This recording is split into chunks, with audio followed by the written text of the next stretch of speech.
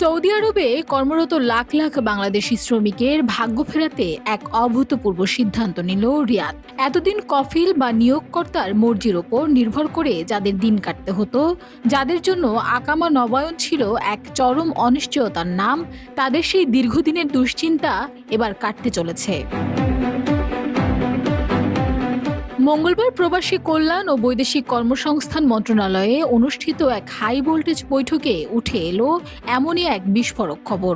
Saudi আরবের মানব সম্পদ বিষয়ক উপমন্ত্রী মোহাম্মদ বিন আহমেদ আল ইসা স্পষ্ট জানিয়ে দিলেন, এখন থেকে মূল কফিল আকামা নবায়ন না করলেও কোনো আইনি বাধা ছাড়াই দ্রুততম সময়ে অন্য নিয়োগকর্তার অধীনে আকামা নবায়নের সুযোগ পাবেন প্রবাসী বাংলাদেশিরা।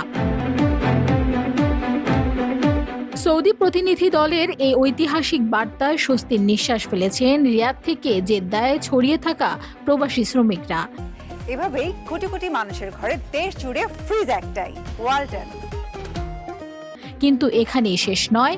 বৈঠকে বাংলাদেশ সরকারের পক্ষ থেকে প্রস্তাব করা হয়েছে একটি যৌথ কারিগরি প্রশিক্ষণ ইনস্টিটিউট স্থাপন এবং আলেম ও কওমি শিক্ষার্থীদের বিশেষ আরবি দক্ষতাকে কাজে লাগিয়ে সৌদি আরবে নতুন কর্মসংস্থান তৈরির পাশাপাশি 2034 সালের সৌদি বিশ্বকাপকে কেন্দ্র করে তৈরি হওয়া বিপুল কাজের বাজারে আরও বেশি বাংলাদেশি দক্ষ কর্মী পাঠানোর জোর দাবি জানানো হয়েছে।